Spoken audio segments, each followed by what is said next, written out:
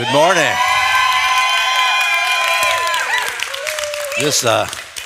Folks, you got to understand that this is really good for the heart of a pastor. Thank you guys for being here. It's part of the thing is that, can you imagine getting up to speak every week and no one made any acknowledgement that you're even here? So I've done that before too. So You make us feel loved. thank you, but thank you guys for being here. This is my favorite front row anywhere I've ever been, right here. But thank you. We're talking about lots of things, but it's so good to see you today. I look around, it seems like the crowds are coming back. You know, we've been running about 40-50% attendance, and it seems like things are getting better.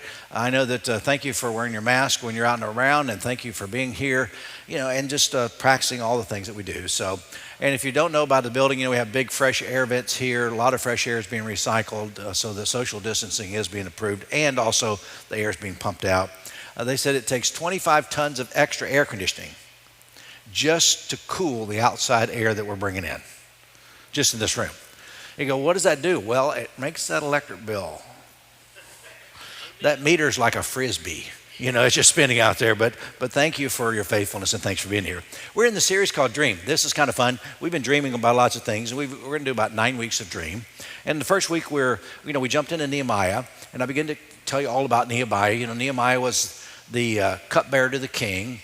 In the history of Israel, about 1000 was the greatest era of Jewish life. That's when King David and Solomon were reigning, and they really enjoyed the prosperity of the world.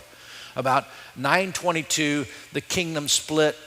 This son and this son decided one would take the north, one would take the south. About 722, the northern kingdom was conquered and taken into exile. They'd come in, they wouldn't just win the battle, they'd take everybody away from their homeland and take them home as slaves, put them to use. About 586, the southern kingdom, and that's what we're talking about. 586, the southern kingdom was taken into exile.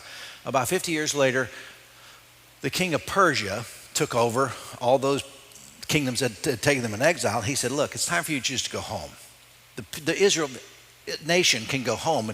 And Nehemiah was the cupbearer to the king. And he had the king's ear, and the king liked him. And he said, why are you so down? He said, well, I really want to go back home. Well, I'll tell you what, go back. We want you to go home.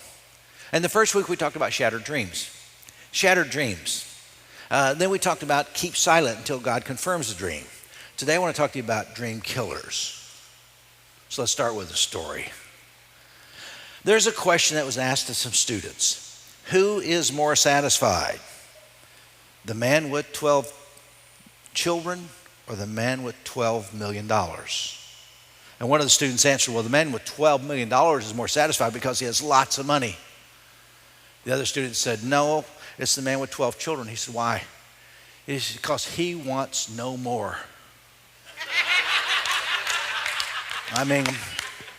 Today we're talking about dreams and how they affect our lives. I started to put my dad's name in there. It's a person with 9 million or a man with my dad with 9 children. He didn't want any more either. But today we're talking about dreams, how they affect our lives. In Nehemiah, we have an excellent example of a God-given dream.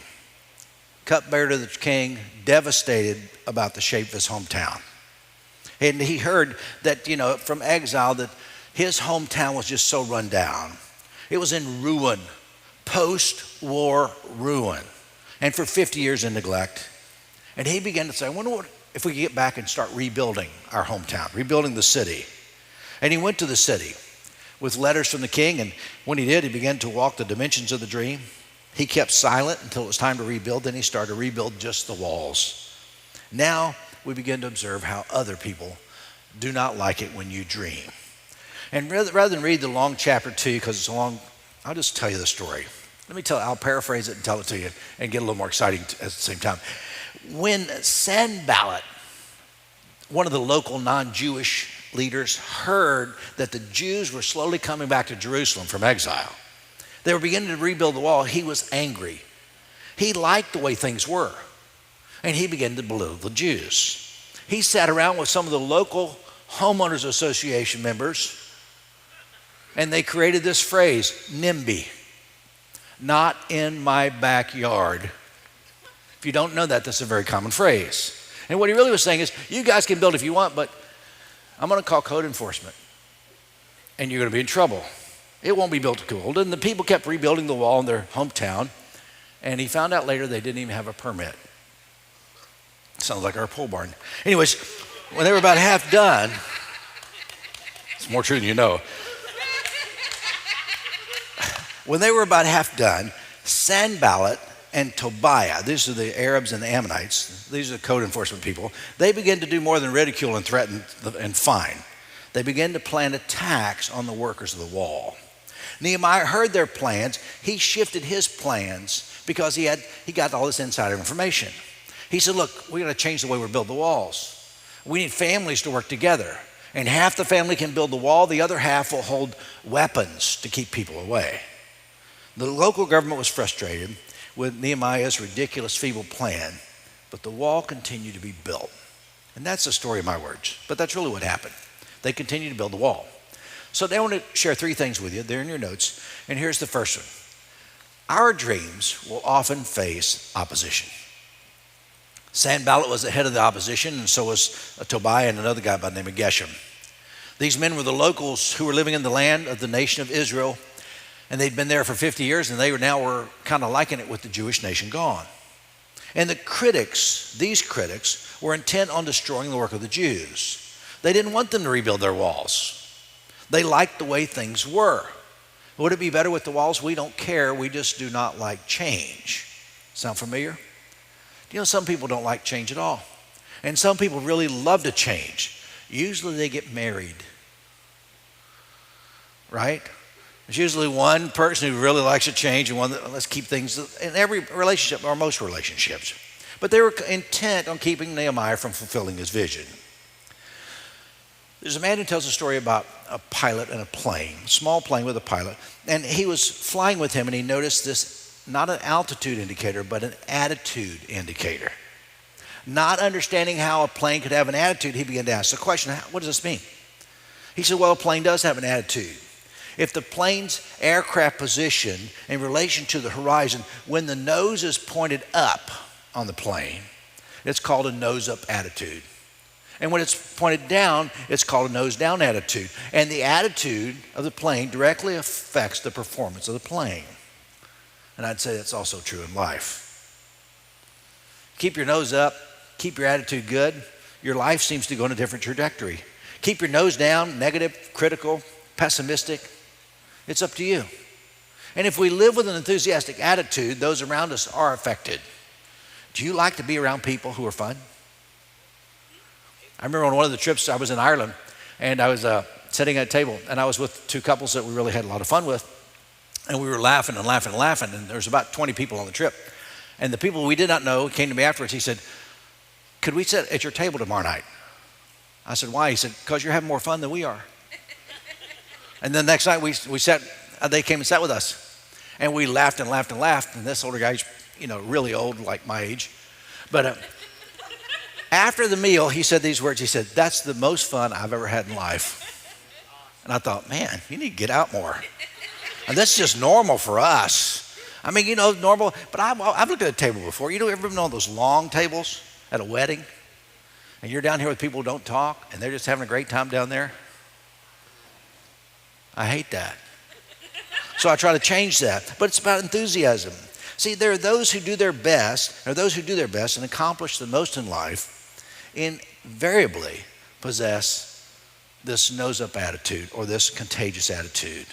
In verse 10 of this chapter, it said, the strength of the laborers is giving out, and there's so much rubble that we can't rebuild the wall. They focused on the negative. Years ago, William Buckley Jr., the columnist, the sailor, he debated on Nightline with another sailor by the name of John Dixon. John Dixon was wanting to sail across to Europe by himself, and he was blind. And William Buckley said, that's ridiculous. You shouldn't even try it. The whole point of sailing is to be able to see and experiencing. But Dixon responded to him, and I love this. He said very calmly, your eyes may work, but you don't have very much vision. So there are many people who claim to see, but they only see the problems, the negative. You know what they call themselves? I'm just a realist. You heard that before? I'm just a realist. Whatever happened to optimism and enthusiasm? Well, I will tell you, the year 2020 won't go down as one of the most enthusiastic years, right? It's been a rough year. You say, well, what do you mean it's rough? I'm a realist. Had to wear a mask, had to wash my hands. I couldn't kiss my neighbors on the lips. That's a good thing. Anyway, but here's the thing. It says in verse 12, the Jews who lived near them came and told us 10 times over, wherever you turn, they're going to attack you. 10 times over. Can you imagine someone coming to you every day and saying, you're going to be under attack today, you're going to be under attack today? That repetition becomes true. It's been said that it takes 10 positives to overcome one negative. Can you imagine 10 negatives in a row? How do you overcome that? See, there's this type of warfare. It's called to demoralize people. This type of warfare was common in the early days. A sentry would read a long list of the ways that people would be killed. Can you imagine? The guy goes first before the army. This is how you're going to be killed. In the Old Testament, the same demoralization was happening when they fought the Philistines. And you remember the story of David and Goliath?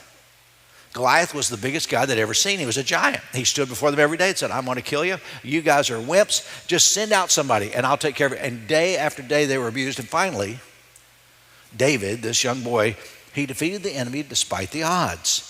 Opposition comes in many forms, but one of the worst forms that comes in today is criticism.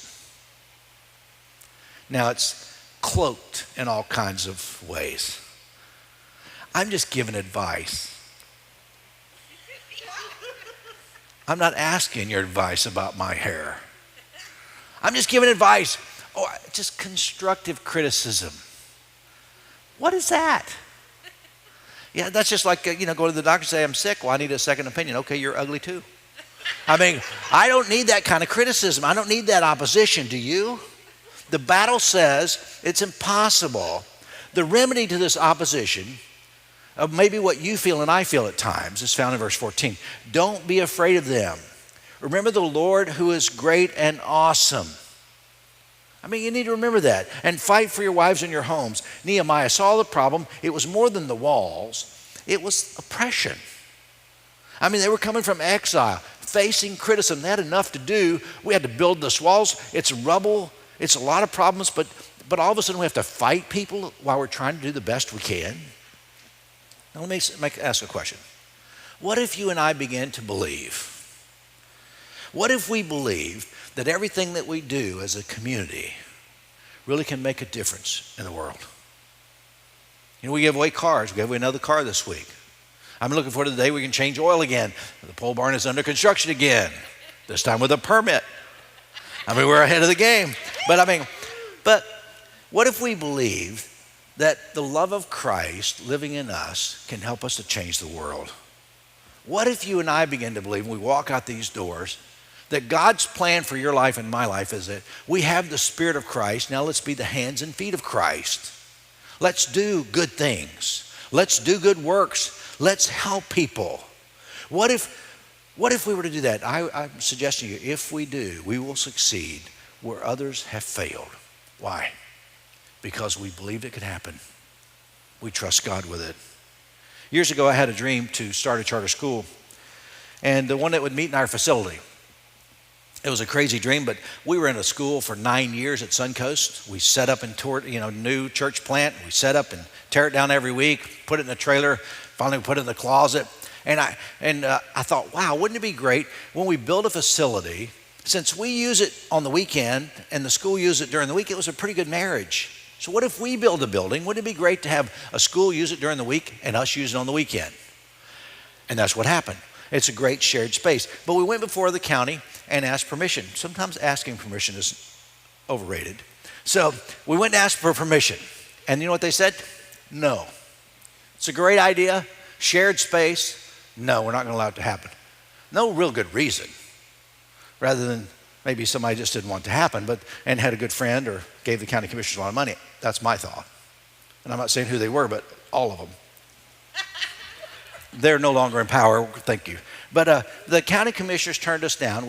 But we continued to build this building as it had been drawn so it would accommodate a school with the thought, someday they'll change their mind Someday, I just believe they will, and we'll still have the school here. We faced construction delays. We were running low on funds. I've told this story before, but it's worth repeating. And I began to discuss with Becky, we need more money in the church, we just don't have it. We have a home, and we have a lot of equity in our home. The real estate values have gone up. What would, you remember back in 2005 and 6 and 7 when things were really hot? What would happen if we were, Becky, would you agree if I got a second mortgage on our home? And we did. It was $420,000, and we put it in the church so that we could survive during this time of construction. Now, we put the money in the bank one day. The very next day, I got a phone call from a lady who works at the school, not in this building, but another building. She said, I want you to know, I just found this statute. I was looking for something else, and I ran across a statute, and this is what it says. Libraries, community service, museum, performing arts, theater, cinema, church can have a charter school in their facilities under the pre-existing zoning conditions and land use designation. What it really says is a church can have a charter school without the permission of the county commissioners. Yeah. Now, I was pretty happy about that, but it is interesting, that had been on the statute, that had been on the book for 6 months. We didn't know about it. And all of a sudden it came to light the day after we put all this money in the church bank. Folks, I walked out from my house. I live on a house with a barn out back, and my study was out back in the barn. 3 o'clock in the morning, I was walking out on the sidewalk toward the barn, pitch black, and I bumped into Jesus along the way. I literally laid down and wept like a baby. Why? Because I began to realize this dream is a big dream, and it's not my dream, it's God's dream. And I surrendered to him. And I began to think about that Casting Crowns song. Listen to what it says. Oh, what I would do to have the kind of faith it takes to climb out of this boat I'm in onto the crashing waves. You can see Simon Peter doing that. To step out of my comfort zone until the realm of the unknown where Jesus is. And he's holding out his hand. It says, but the waves are calling out my name and they laugh at me, reminding me all the times I've tried before and failed. The waves, they keep on telling me time and time again, boy, you'll never win. You'll never win. But folks, the voice of truth, this is the refrain, tells me a different story. The voice of truth says, don't be afraid. The voice of truth says, this is for my glory. And out of all the voices calling out to me, I will choose to listen to the voice of truth.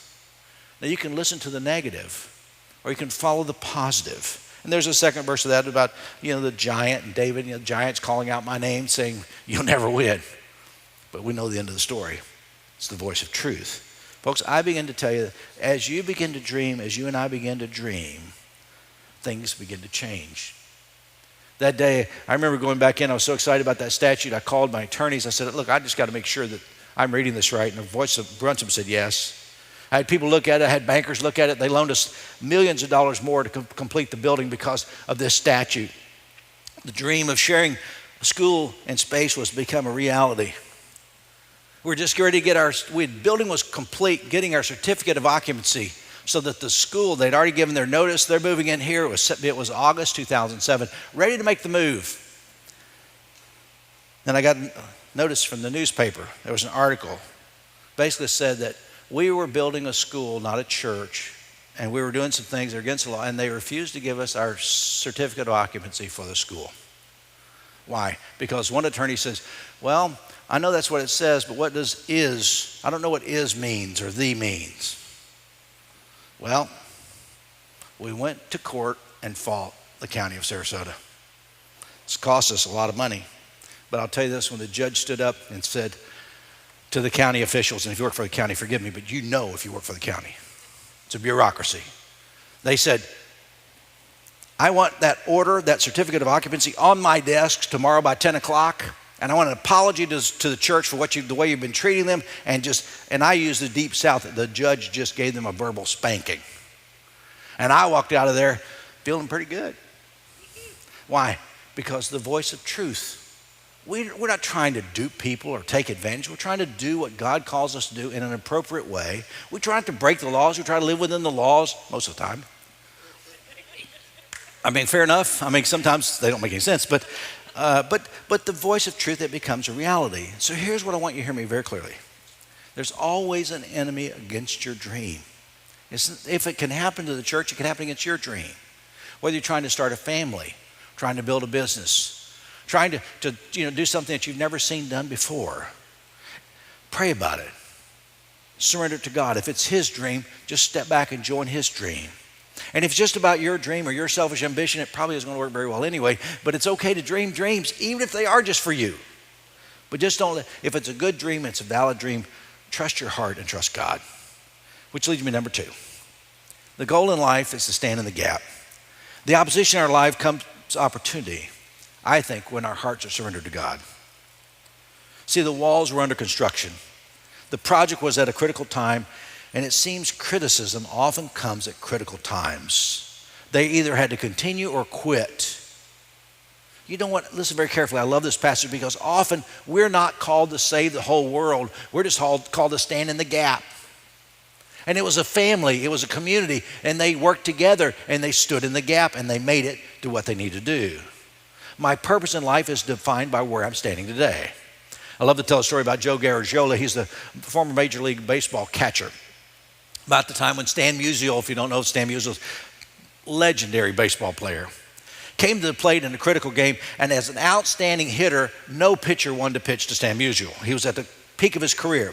The opposing pitcher, he looks down and Joe Garagiola calls for a fastball. The pitcher shakes his head. Calls for a curveball. The pitcher shakes his head. Then he says, throw your special pitch, whatever it is. And he shakes his head. Finally, he walks out to the mound. He said, dude, what's going on? He said, I've called for every pitch in the book. What do you want to throw? Nothing. He said, I just want to hold the ball as long as I can. Because sometimes they're going to knock it out of the park, no matter what you do. See, sometimes it seems that in life, that whatever we do, we're going to be criticized. But all our life experience prepares us for what we are today. I have a dream to see something built, and so do you. The reality of the dream is found when we stand in the gap, which leads me to the last thought today, and it's this. Together we can accomplish the impossible. They prayed. They posted a guard. That's a blend of faith and action. Don't just pray about it, post a guard. We're called to be in a community. We're called to do our part. We're called to be a part of action. No one does it all. Some guard while others work. Some pray while others are working in the trenches. Verse 10, the strength of the laborers are giving out. Why? They said there's so much rubble, so much damage. Can we really get beyond it? See, the rubble in our life is criticism, fear, loss of vision. Notice, if you want to focus on the negative, you'll always have this nose-down approach to life. What is the rubble of our lives? Maybe it's a struggling marriage, or 2 or 3, or overactive children, or loss of a job, or a boss that treats you badly, or health issues. When our eyes become fixed on the rubble, often we become afraid. Our energy is depleted on the negative. See, after that, they went to work on the walls. They returned to the task. Half of them worked, the other half stood guard. Listen carefully. The call of God is to catch the dream for our lives. The call of God is to stand in the gap. The call of God is community. Together, I think we can accomplish the impossible. Let me pray for you. Father, thank you for the challenge in our lives today. There's some big dreamers here. My prayer is that they would open their hearts to the Spirit of Christ and let that dream be blended with your dream for their life and do great and amazing things through them. Thank you for your love and grace. Thank you that the Spirit of Christ lives today just as it did 2,000 years ago. And it's transforming us into a community of believers in faithfulness. Thank you for your love and grace. Work in us as only you can, we pray in Christ's name. Amen. Would you stand, please? I want to tell you a story in closing. It's a story of a little girl accompanied by her mother to the country general store. After the mother just got all the groceries she did at this little store, made a large purchase, the owner of the store, the proprietor, he invited the girl. He had this big jar. He said, look, just get in there and get yourself a handful of candy. And the child held her hands back. And he goes, what's wrong? Don't you like candy? She said, yes, I love candy. Then the grocer, he put his hand in there. He took a whole generous portion of candy and put it in her hands. Later, the mother asked the little girl, said, when he offered you candy, Why didn't you take the candy when it was first offered? And she said, because his hands are so much bigger than mine. Sometimes our problems are caused by grabbing and reaching rather than catching and receiving. God has the biggest hands of all. He loves you today. So do I. God bless. Thanks for coming.